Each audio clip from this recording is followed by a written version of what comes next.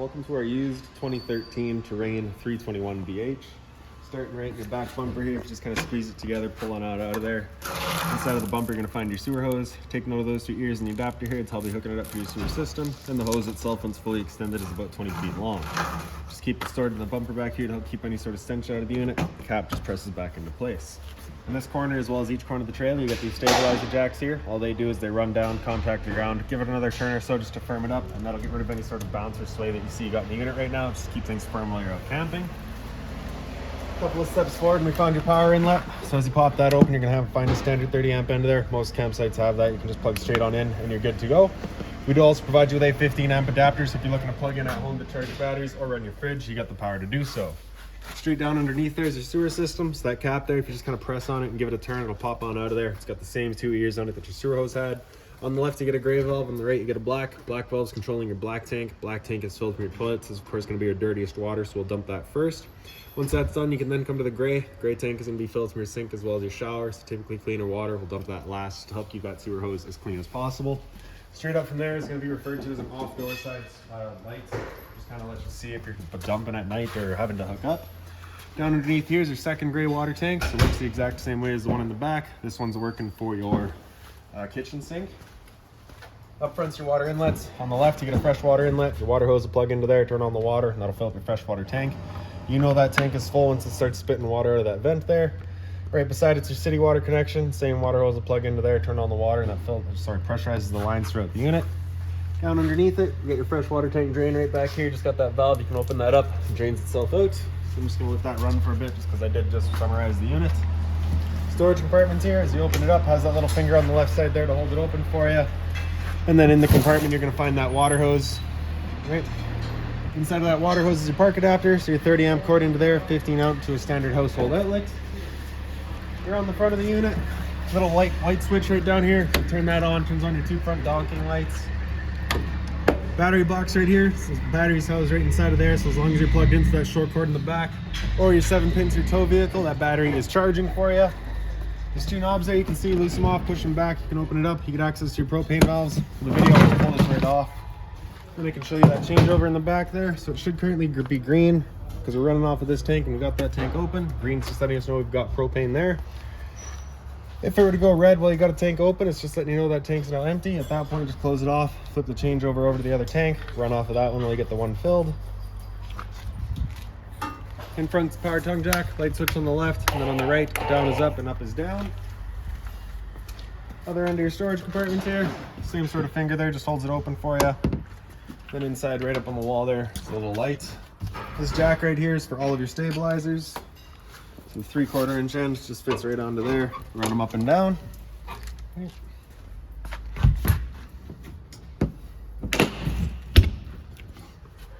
GFI protected outlet, as well as cable and satellite outlets.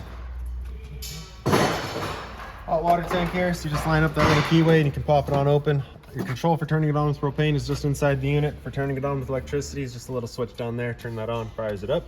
Before turning it on with either source though, we want to hit this relief valve right there. You should be getting that bit of water out. If you're not getting any water out, there's a chance that it's empty. And if you were to fire it up empty, you do of course run the risk of burning out your elements. So just making sure it's full before firing it up.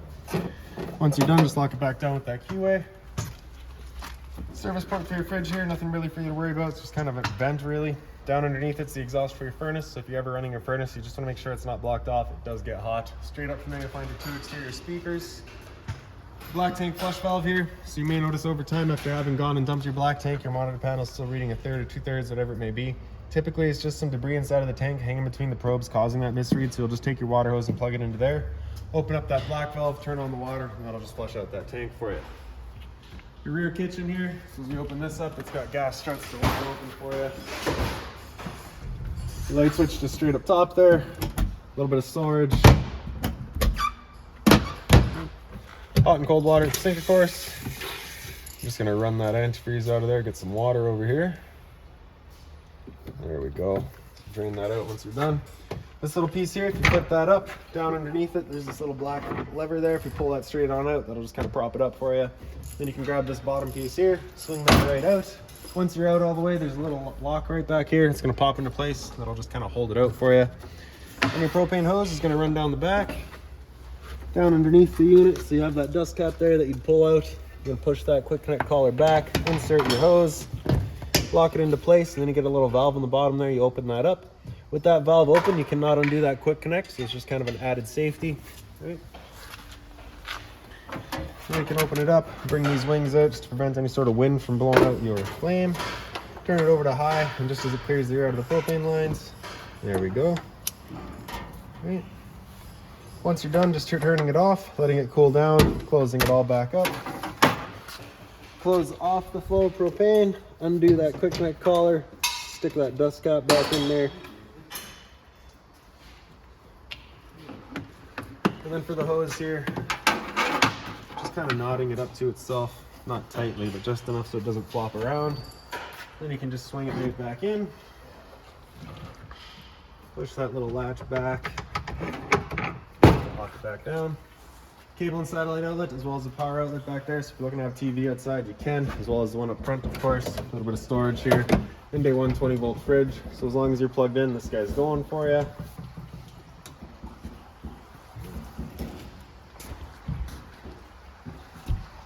And then to the back of the unit, you get your spare tire, of course. And then over on the left side here, you have your cable and satellite inlets. So satellite on the left, cable on the right. Now we'll make our way inside of the unit.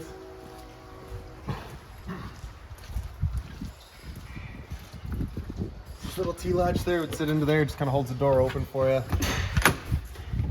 With the door open, you're going to grab that bottom step, pull it straight out, flip that last step over, then you can step inside. So first things first, right on the right there, you get your fire extinguisher. That's standard. Pull the pin, point, and shoot. Up the wall over here, this one on the bottom does all of your interior lights. The switch on the right here does your off door light, or sorry, your off door side light. And the one on the left there does your porch light over here. This compartment here, if we open that up, you're going to find all your switches. So your awning is on this switch here. We'll press and hold out, and that awning will make its way out. Once that awning's fully extended, we're going to see a little white flap come down, as well as the black of the metal tube.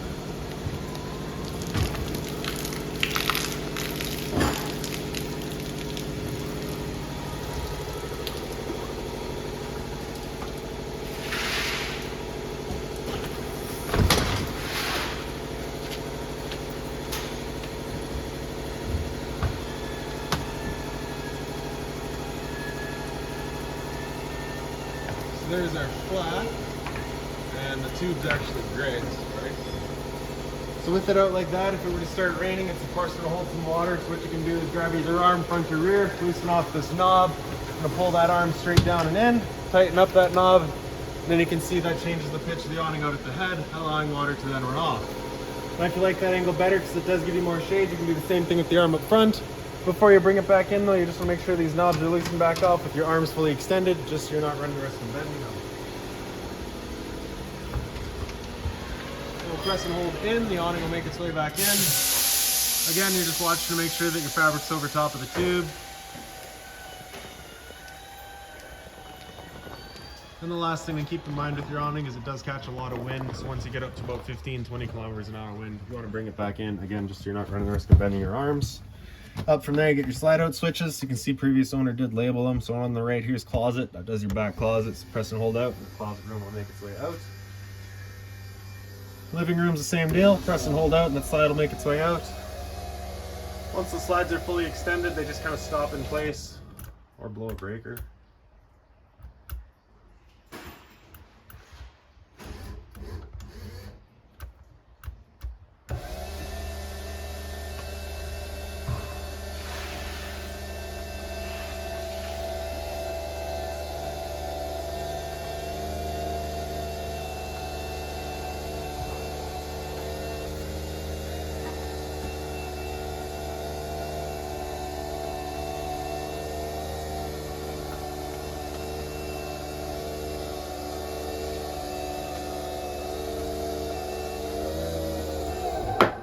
There we go.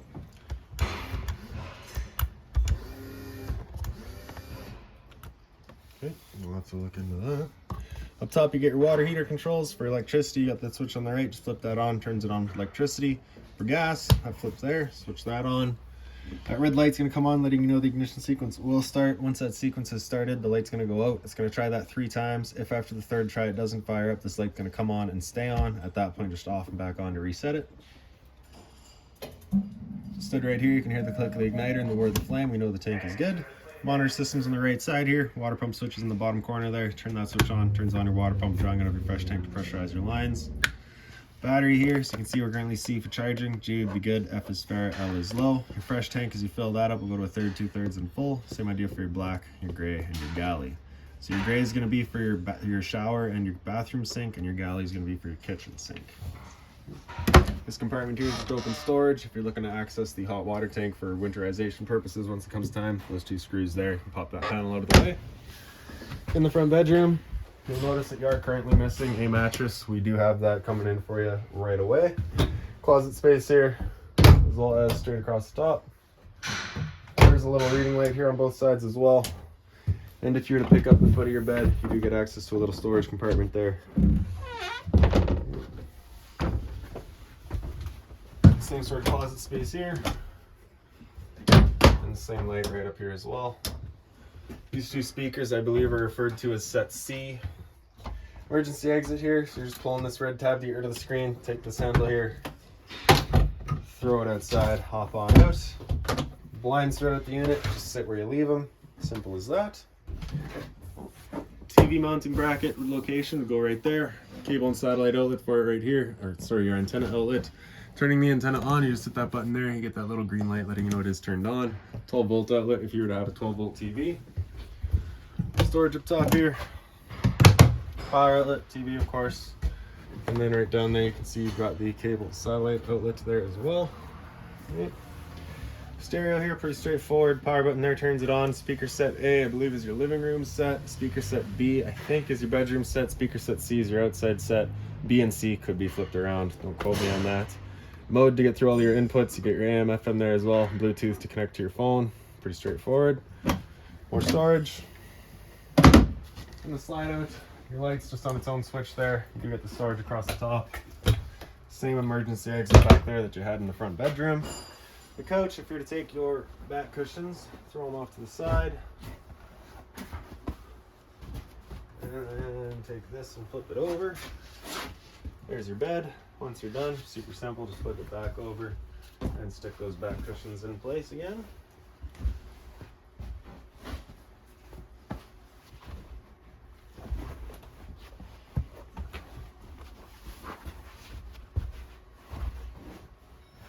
Alright, and the dinette, the light, it's just over on the side there. You can see it's currently set up as the dinette.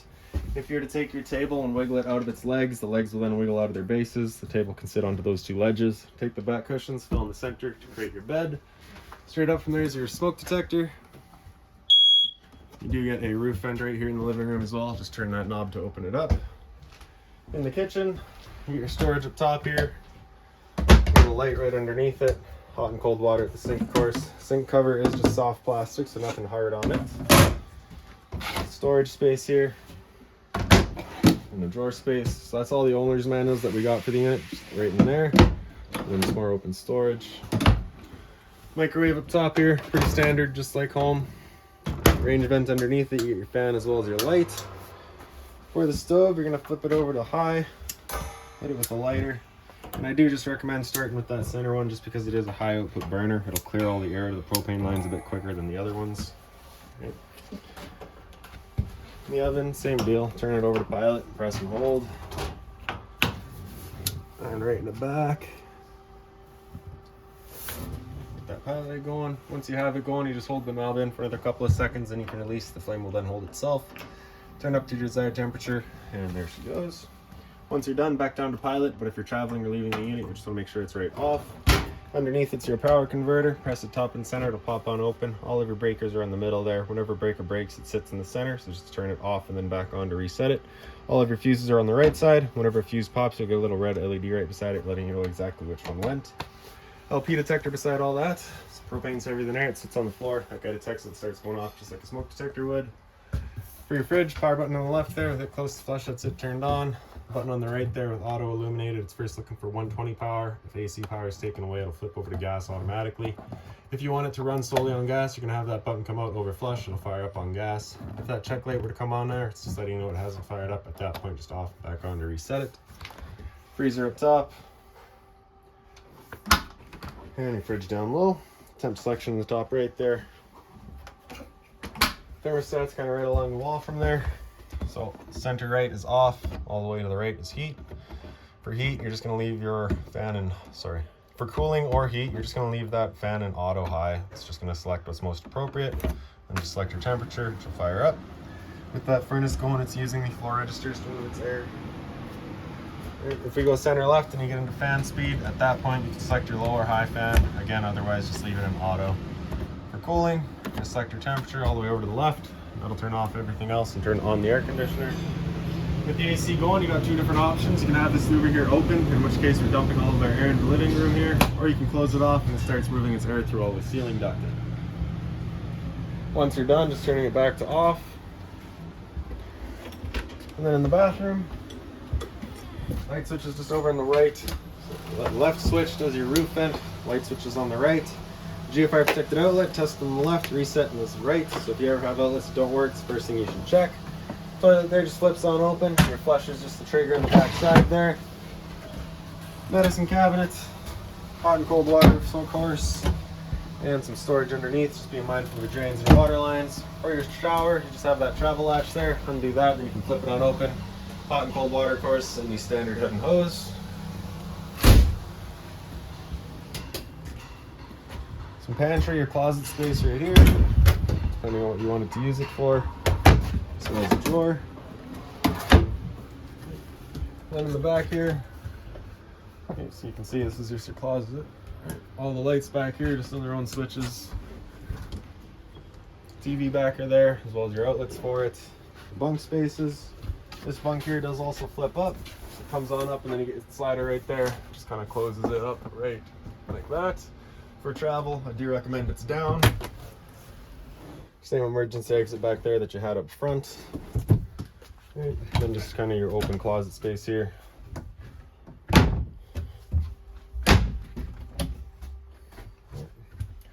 And that's about it. So if you've got any other questions on the unit, please feel free to give us a call, 204-237-7272.